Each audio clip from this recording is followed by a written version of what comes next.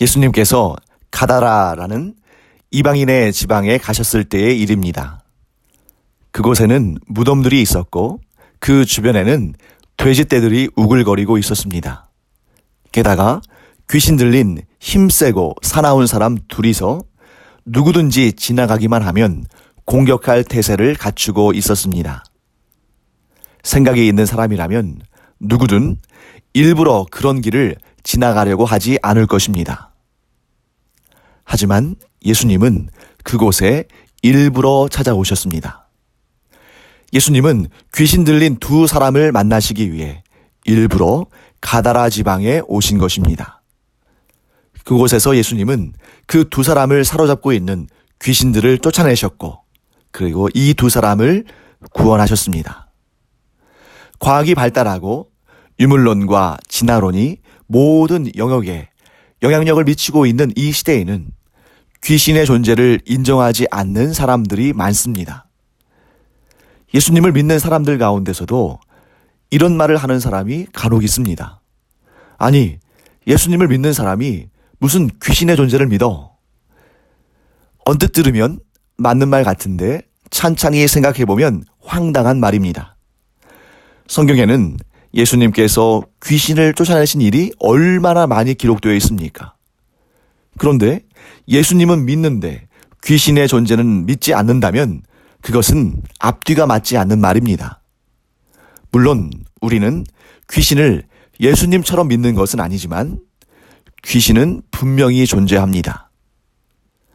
그렇다면 예수님이 귀신을 쫓아내는 권세를 가지고 계신다는 이 사실을 가장 잘 알고 있는 존재는 누구일까요? 그것은 바로 귀신들입니다. 왜냐하면 이 문제는 그들에게는 생사가 달려있는 문제이기 때문입니다. 그렇기 때문에 예수님께서 가다라 지방에 오셔서 무덤 사이에 이르셨을 때 귀신들은 이렇게 소리쳤습니다. 하나님의 아들이여, 우리가 당신과 무슨 상관이 있나이까? 때가 이르기 전에 우리를 괴롭게 하려고 여기 오셨나이까? 사탄과 그의 졸개인 귀신들은 비록 정확한 때를 알지 못한다 할지라도 예수님께서 언젠가 자신들을 심판하실 것이라는 사실을 압니다. 그렇다면 그들은 어떻게 반응해야 옳습니까? 상식적인 존재라면 예수님께 긍휼과 자비를 구해야 합니다. 그러나 악한 영들은 결코 상식적이지 않습니다. 그들은 패역한 존재입니다.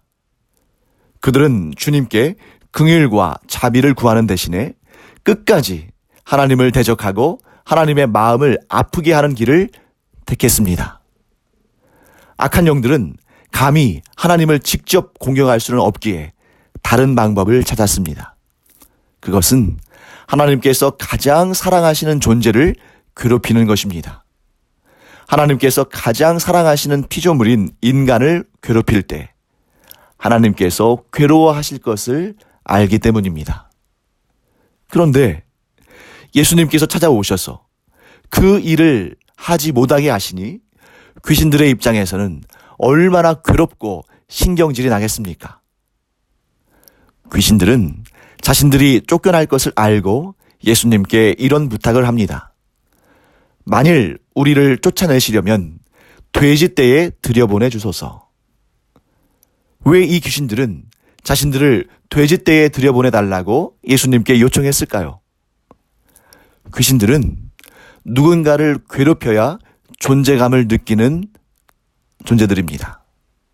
사람들을 괴롭히지 못하면 짐승들이라도 괴롭혀야 합니다. 여기서 우리는 악한 영들과 예수님 사이의 결정적인 차이를 깨닫게 됩니다. 예수님은 살리시는 분이시고 도우시는 분이십니다. 그러나 악한 영들은 사람이든 돼지떼든 누구든 괴롭히고 죽이는 존재입니다. 귀신 들려 고통스러운 인생을 살았던 이 두 사람은 어떻게 되었습니까? 그들은 예수님을 만나 구원받고 새로운 삶을 얻었습니다. 하지만 예수님께서 쫓아내신 이 귀신들은 어떻게 되었습니까? 처음에는 이 두 사람을 괴롭게 하더니 이제는 돼지떼에 들어가 그것들을 물에 빠뜨려 몰사시켰습니다. 이 일을 전해 들은 가다라 지방 사람들의 반응이 흥미롭습니다.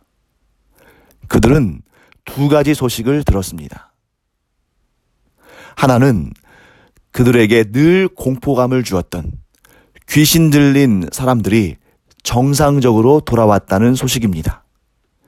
다른 한 가지 소식은 귀신들이 돼지떼에게 들어가서 돼지떼를 이끌어 물에 빠뜨리고 몰사하게 했다는 소식입니다. 이 두 가지 소식 중에서 가다라 지방 사람들이 더 심각하게 여긴 소식은 무엇입니까? 돼지떼가 몰사했다는 소식이었습니다.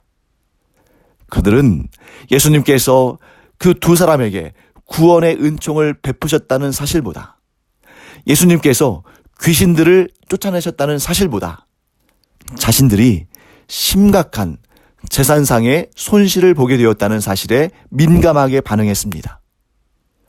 그들은 충격에 빠졌습니다. 그리고 예수님께 나아가서 그 마을에서 떠나가 주실 것을 간청했습니다. 그들에게는 메시아보다 그들의 재산이 더 소중했던 것입니다. 조금 더 원색적으로 말한다면 그들은 예수님보다 돼지를 더 사랑하고 예수님보다 돈을 더 사랑한 것입니다. 이 세상에 너무나 많은 사람들이 예수님이 아닌 다른 것들을 섬기며 살아갑니다. 예수님보다 더 소중하게 여기는 것들에 종이 되어 살아갑니다. 어떤 이는 돈을, 어떤 이는 명예를, 어떤 이는 건강을, 어떤 이는 사람을 주인으로 섬기며 살아갑니다. 이런 삶은 너무나 비참한 삶입니다. 나중에 주님 재림하실 때에 자신이 평생을 주인으로 삼고 살았던 이것들이 결국 자신을 구원하지 못한다는 사실을 알게 될 때 얼마나 자신의 선택을 후회하겠습니까? 사랑하는 성도 여러분, 우리는 오직 예수 그리스도 한 분만을 주인으로 섬기고 살아가야 합니다. 오직 예수님만이 우리를 구원하시며 우리를 천국으로 인도하시는 분입니다. 우리가 이 세상을 살면서 오직 예수 그리스도만 주인으로 섬기며 살면 다른 모든 것들로부터 우리는 자유할 수 있습니다. 예수님을 주인으로 섬기는 우리는 귀신들로부터 자유합니다. 죄와 사망의 권세로부터도 자유합니다. 무엇을 먹을까, 무엇을 입을까, 이런 염려와 근심으로부터도 자유합니다. 그 무엇도 우리의 주인이신 예수님보다 강하지 않기 때문입니다. 사랑하는 성도 여러분, 우리는 오직 예수님만 섬기며 살기를 원합니다. 오직 예수님만이 우리를 자유케 하시고 우리를 구원하시는 분이십니다.